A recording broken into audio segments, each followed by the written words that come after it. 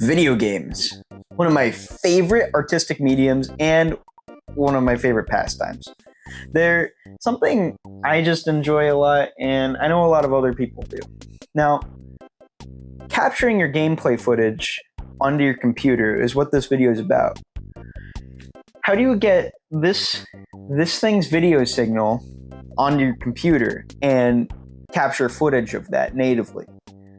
It's not too hard, but for some of you who might be familiar with the whole process, you might know that sometimes the devices you use to do this are stupid expensive. So I'm going to be going over cheap options that won't cost you an arm and a leg, and they work on basically any console that has a traditional video output, which is most consoles.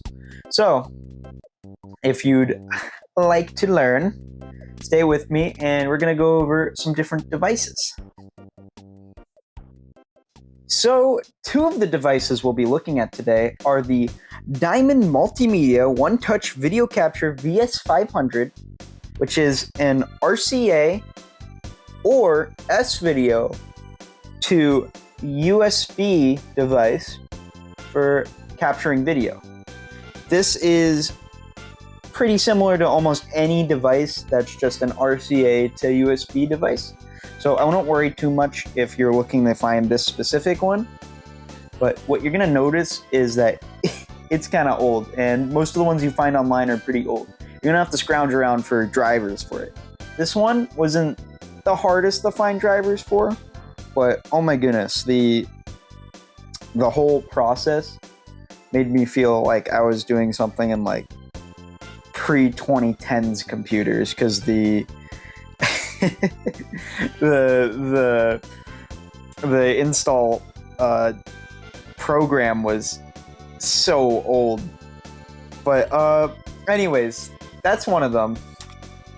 The other one, which is very cool, I very recommend, it's super duper cheap, is these little things called just HDMI Video Capture Devices. They're like really freaking cheap. I got this one for like $15 off Amazon.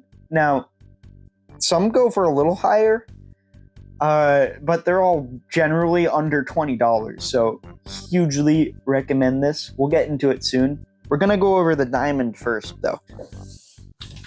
So you want to capture your SNES footage, but all you got is these RCA cables.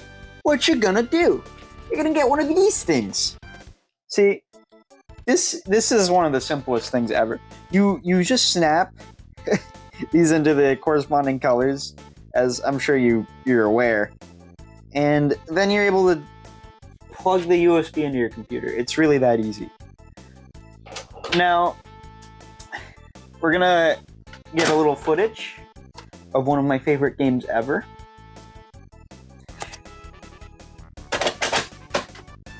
And we're gonna have a little fun.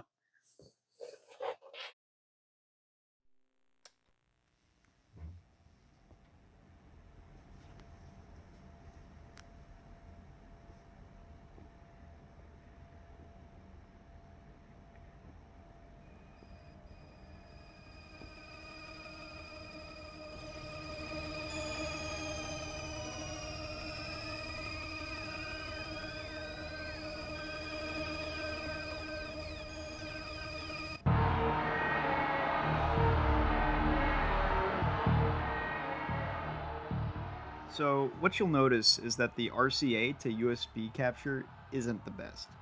And I don't think that's a bad thing. In fact, I think it's aesthetically pleasing in its own way, and it's honestly really cool for that.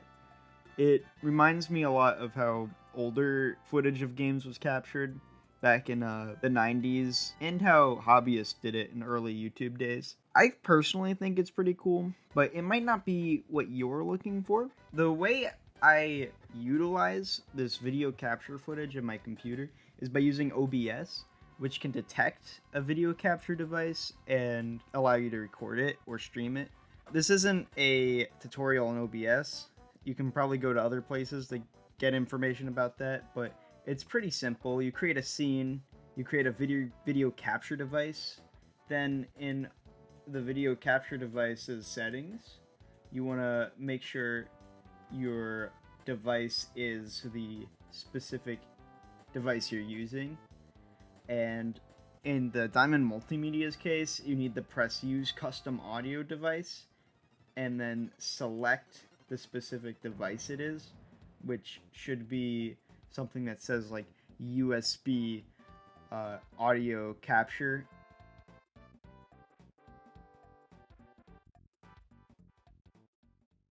So next up on our list is the HDMI Video Capture Device, which is a very cheap option.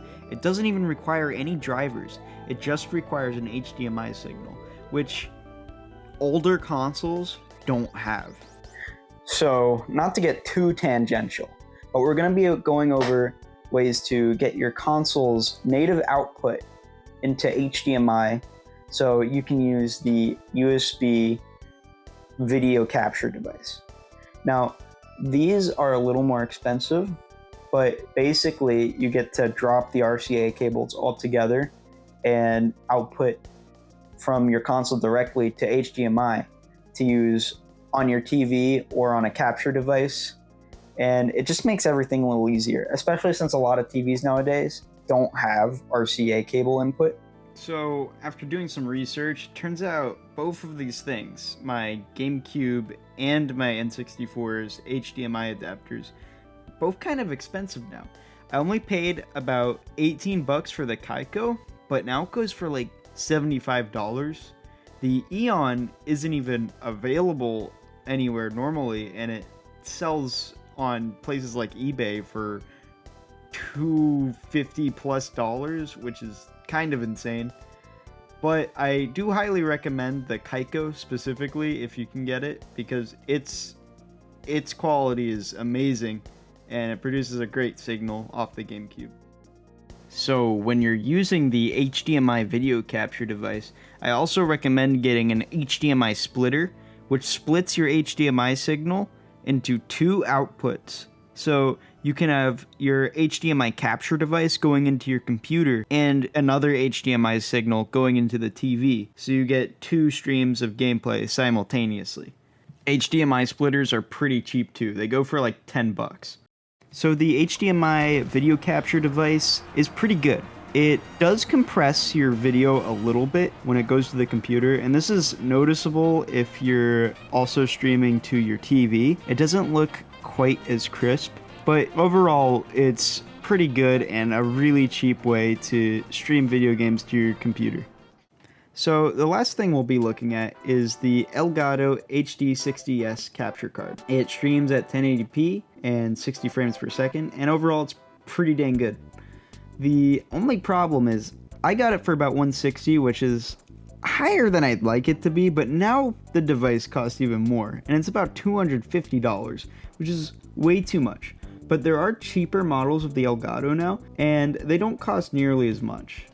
There's one called the Elgato Game Capture HD, which does full HD at 1080p, and it has all the same features as the Elgato HD60 S, and goes for about $120. So I don't have the full experience with that, but it seems like a good alternative to the one I have. So the quality on the Elgato is much better. While the resolution is the same, there's little to no compression to be noticed, and it looks really good. And I think it's the best, cheapest option you can go for without really breaking the bank. And here's a little side-by-side with the Elgato and the HDMI video capture on the right, just so you can see the quality difference between the two. So you may notice the compression on the HDMI video capture on the right, but what may be even more noticeable is the choppier frame rate. Although if you're watching this on YouTube, you might not even notice. YouTube really compresses things. Video games are freaking cool, and having a way to share that with your friends or create art from them is equally cool. And I hope this video helped you learn a little bit and helps you use video games to your advantage a little more, and just continue sharing them and sharing how much you love them. These methods can be used for a lot of things, not just video games. You can capture so many things. You can capture DVD players, you can capture old VHS players. So it's not just video games, and I hope this is useful to you and that you'll be able to use it in your own endeavors. Please have fun, stay safe. I love you.